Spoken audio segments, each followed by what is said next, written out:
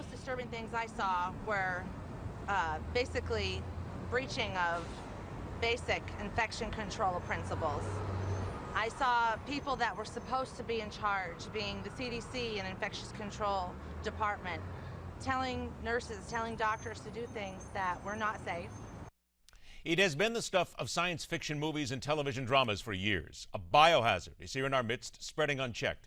And no one has the ability to stamp down the fire fast enough. The outcome is dire. People will die. But this is also the message being shoveled forth from scurrilous radio talkers, wild-eyed politicians with no medical training, and websites who only want your clicks to support their advertisers. The time has come to get some answers from one who understands. Welcome to Midpoint, the former Director of Compliance and Security at Southern Research, a recognized expert on biosafety, bioterror, and bioweapons, Debra Sharpe. Debra, thank you so much for being here today. Thanks for having me. When you hear the nurse in Dallas, Texas, talk about what happened at the Presbyterian Hospital and talk about the shoddy manner in which they attempted to take care of the gentleman who showed up and eventually died from Ebola, are you shocked at all to find out that, simply put, we were not prepared and the people in charge did not get us prepared for this disaster? Well, no, I'm not shocked at all. You know, I have managed high containment facilities and had staff working in those environments with pathogens that were very, very deadly, considered risk group 3 pathogens, things like anthrax, SARS, high-path avian influenza. And it would take me anywhere from 4 to 6 weeks to have my staff members trained and that were competent enough to work in those environments without getting infected. It takes a lot more than downloading the recommendations and the procedures from CDC, putting them in a book and having them be signed off by hospital administration to claim you're ready.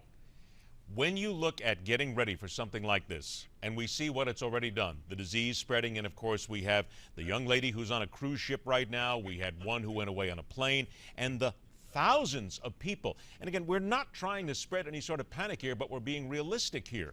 One person can spread this to 10 to 20 to thousands in such a very short time. What does that then tell you, knowing that this, and everybody knew this with Ebola or any of these other diseases, they knew this could happen, why they were not prepared, or at least doing something to get ready 10 years down the road when they knew that this was a possibility? Well, I think in general, scientists do understand there's concerns with emerging infectious diseases, and that's what Ebola is. I think one of the concerns that has happened recently is that CDC is not getting enough guidance from all sectors of this crisis. We have not been tapping our biosafety professionals and the people that really understand what it is like to work on a day-to-day basis wearing lots and lots of personal protective equipment. We're not saying we're training people how to be a good nurse or how to be a good physician. They already have those skills. But what they need to understand is the spread of infection, how you can contaminate a clean area, or how you can contaminate your skin if you inadvertently scratch your eyebrow, or if you inadvertently rub your eye, or if you didn't take your gloves off appropriately.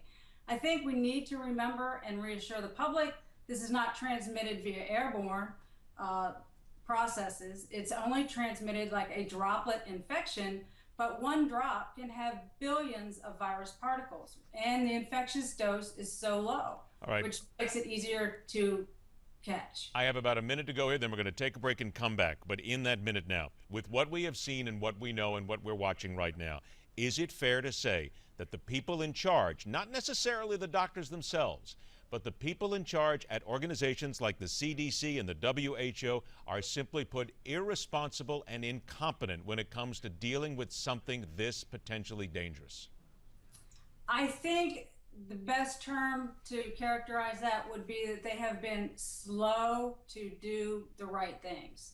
I don't think that they're incompetent. I think that they know how to get the right answers.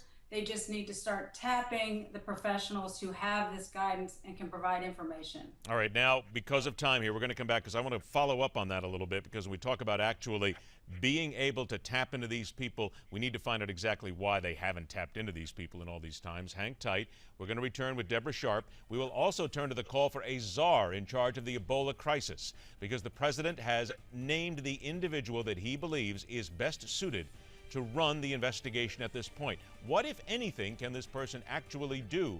And later on this hour, Congressman Patrick Meehan takes on the call for a travel ban from Western Africa. That and so much more when Midpoint continues.